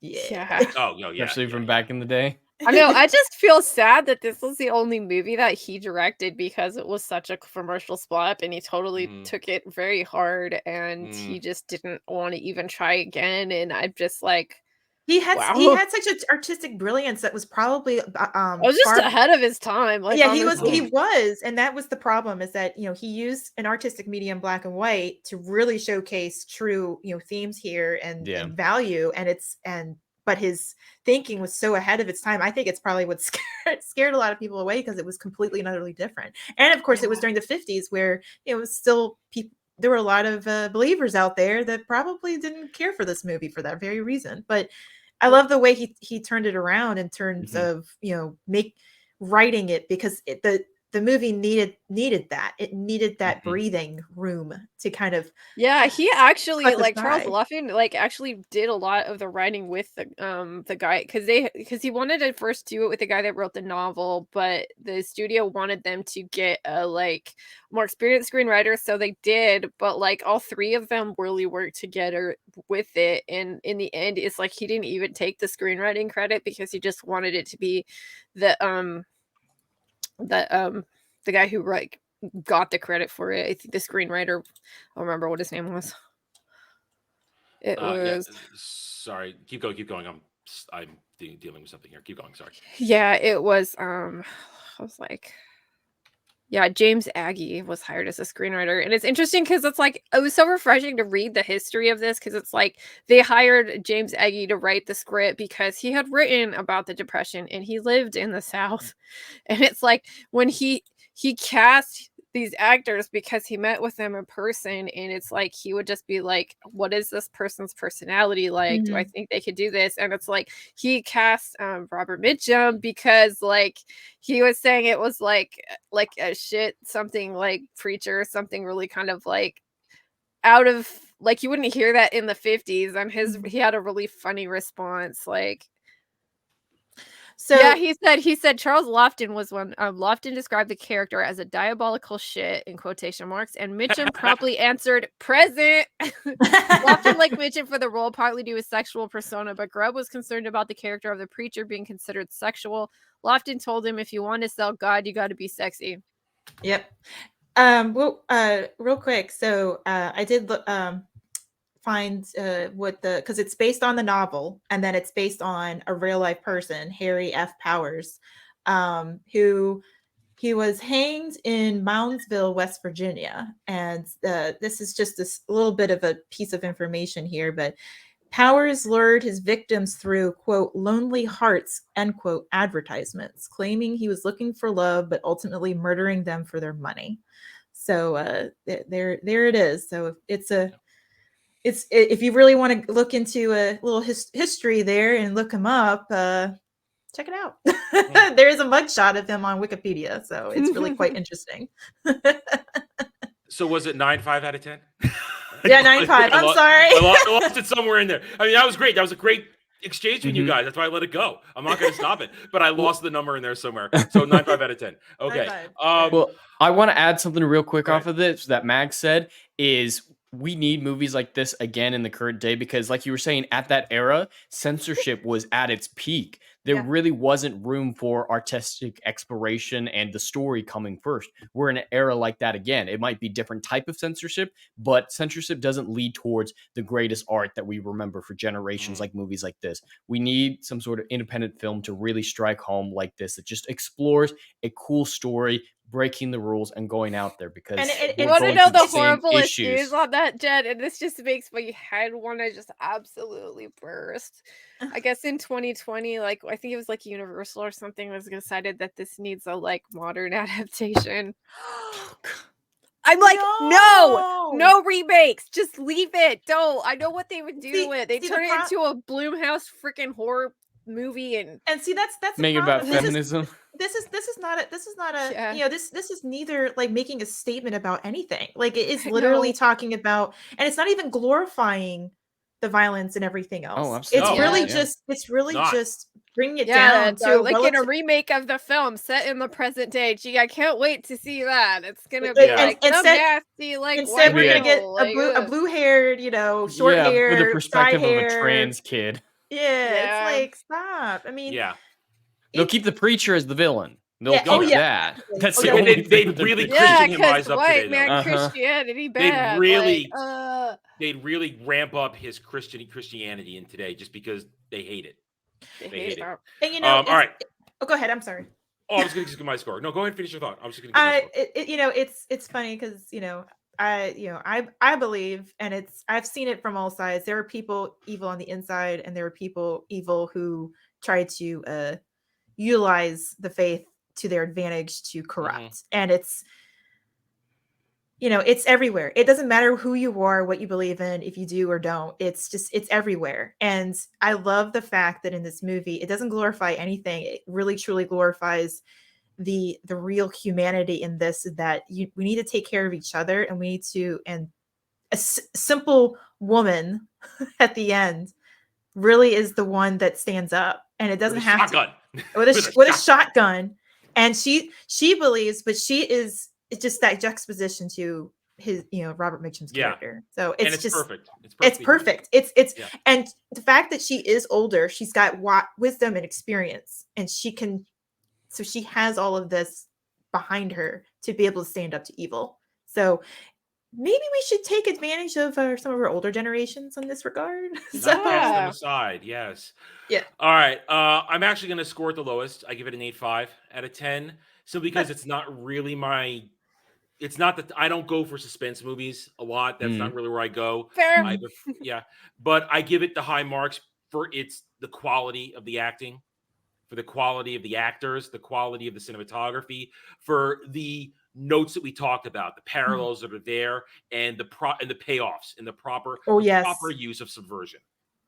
But it just uses those little more just for a couple cringe attacky things. I got to take points off for Robert Mitchum's cry of pain. It's like there's three things. If I had to say the mistakes, it was the cry of pain, the fact that when the kid like dumps the like cans on his head, the next shot you see of him, he's perfectly fine, clean and everything. It's little things. It's those. You're hitting on my points. It's little things. There are small things that broke my suspension of disbelief. When he couldn't catch the kids, I'm getting Obi-Wan, Leia running through the forest vibes. Just the comparisons, like he can't quite get them, and they're somehow evading him when. I mean, and now they set up decent, like when he gets stuck in the mud on the riverbank. Okay, it's enough believability, but give me a little bit more of that. So it's little things, but when my suspension of disbelief gets broken, that's when I take points off. But the movie gets its high marks from me, the 8.5 out of 10, because of the impeccable quality of Robert Mitchum. What was her name again? Lillian Gish. The impeccable quality of her, the kid who played John, the cinematography, everything, and the proper pace of the movie. It never gets ahead of itself. It always remains. It knows what it is. This movie knows what it is. It doesn't try to be anything but what it is. It doesn't give us an action scene. It doesn't give us a fight scene, but people stopping Powell from doing his horrible things. It just goes where it needs to do, and it was very well done with show don't tell. I loved all the show don't tell, or again, like Jed always points out, it treats the audience with respect. It gives us the credit that we can do the equation. We know where it's going to end up. So 8.5 out of 10. All right.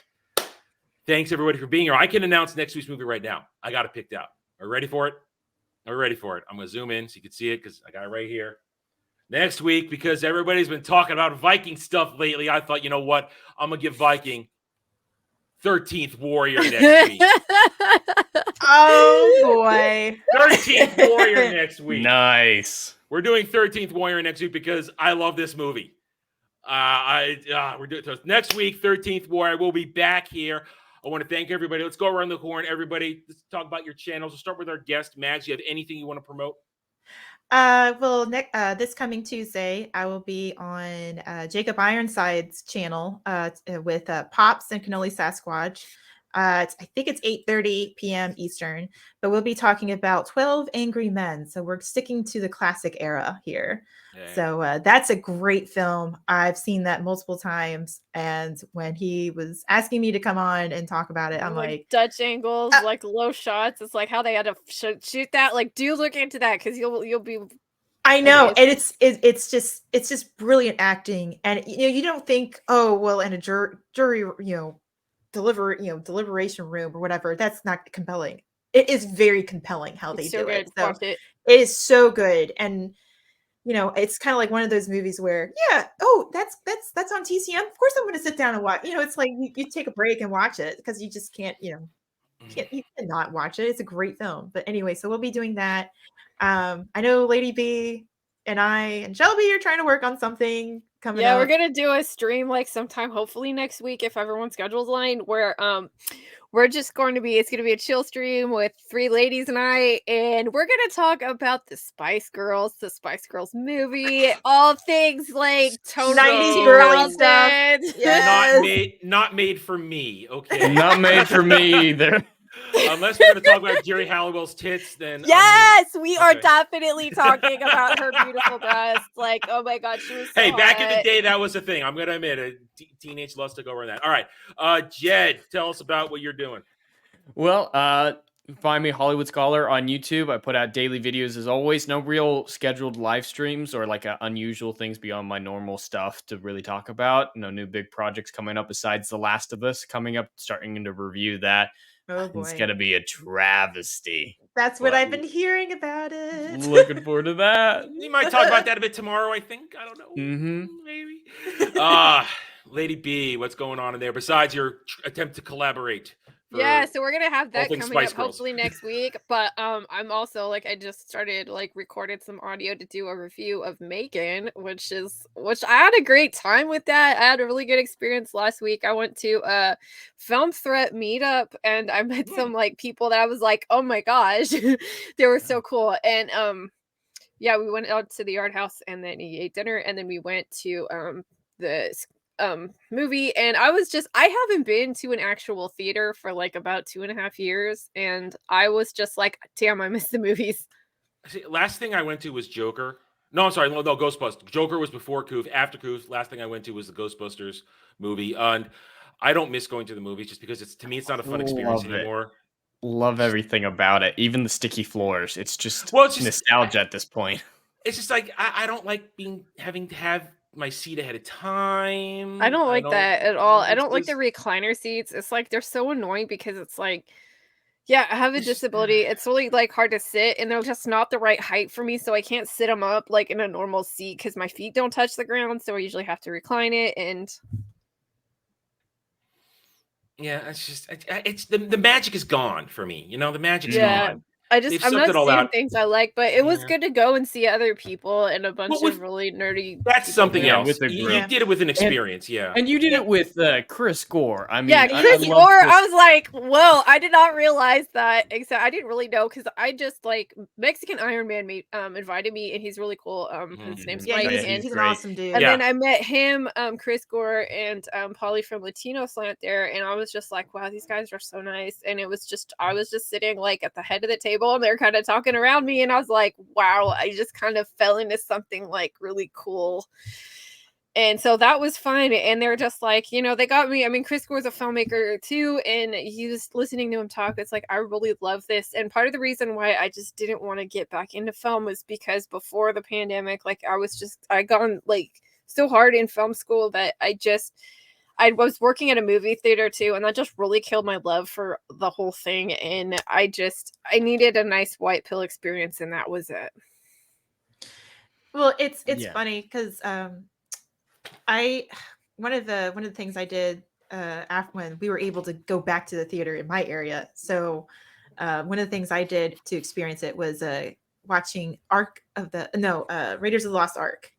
And I've never, I've always grown up with like VHS and DVD, TV stuff, but it's like seeing it in theater for the first time. That was so cool. That was the most interesting experience. And I already love the movie, but it almost made the movie better. It was just like, Did you ever see when they re-released Lawrence of Arabia? Like that was. I need to see that in a theater. I actually saw the movie. For the 75th anniversary of Gone with the Wind, I actually saw that in an old-timey type theater. I saw that too in the theater. That was really cool. I remember that. I actually have this. I actually have the 75th anniversary edition in my. Yeah, we do this on the show. He does that a lot. Yeah, hold on. Oh, you got the. I have the 70th. Yours is better than mine. Oh dang! Oh, we got competition now. See, mine's only the 70th. Oh, you got the. Oh, look at that. Oh man, that is beautiful. For that one. You get full screen for that. There you go. Look at that. Wow, that's Mustang. Nice. Yeah, that's Mustang's favorite movie. Yeah, that's Mustang's favorite movie of all time. It's There's a reason it's the highest grossing film of Okay. all time. All right, Max. I got 2 questions for you. Support up. One. The book Scarlet. Yay or nay? I have not personally read it, so I can't Ooh, speak you to it. should. It's good. It comes with this. It comes with this. Oh, Wow. Nice. Let me just choose page. But yeah, they talk about that.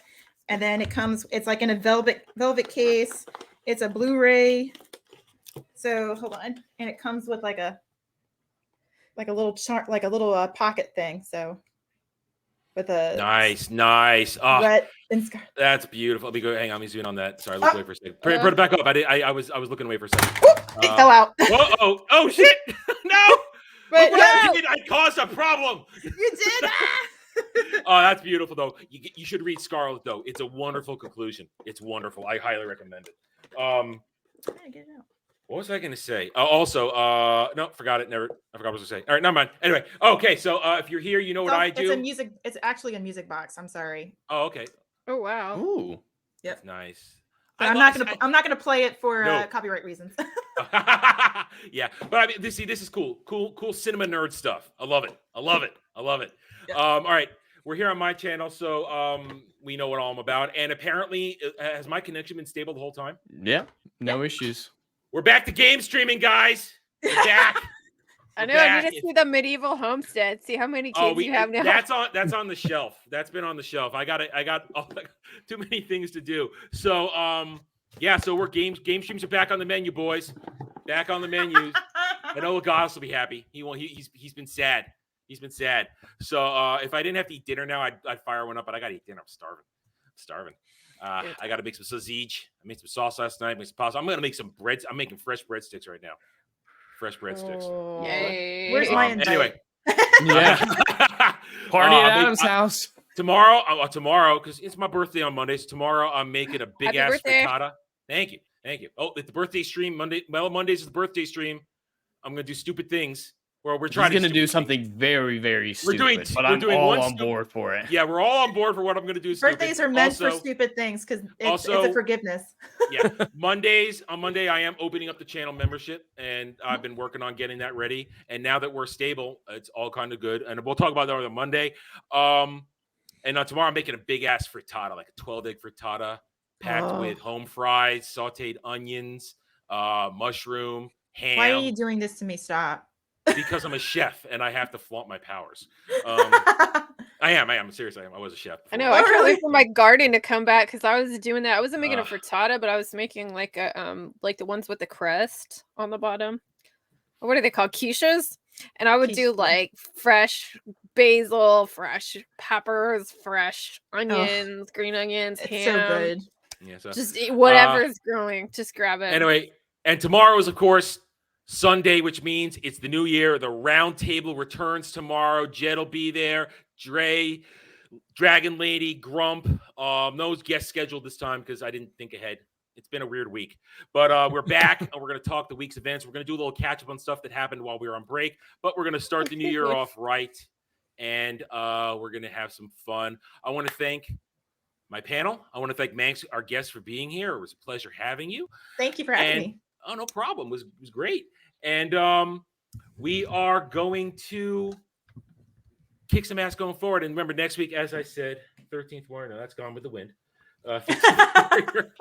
13th Warrior. Next week, we'll be back here 7:30 p.m. Eastern. Thank you, chat. You guys have been a ball, as always. Thank you, guys. We look forward to seeing you next time. Remember, everybody, have a good evening or day, wherever you may be. And take it easy, guys. Chevron 1, loaded.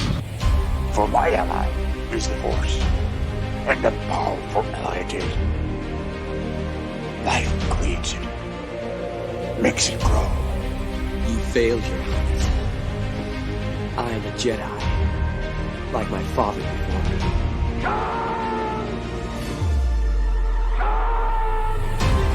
Cry hammer, and let's set the dogs of war.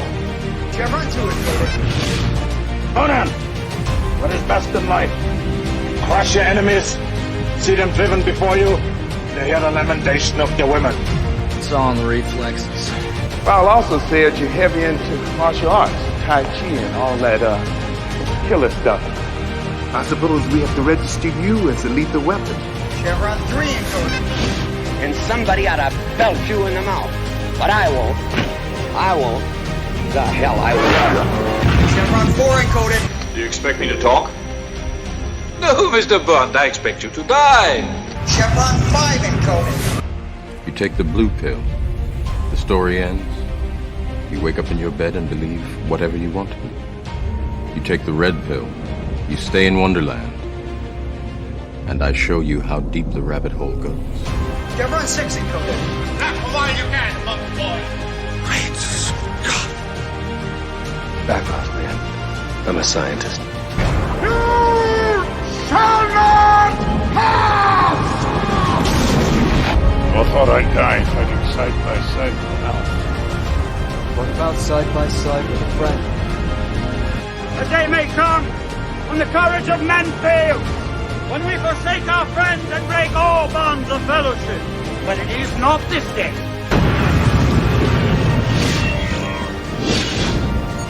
Chevron 7 is locked.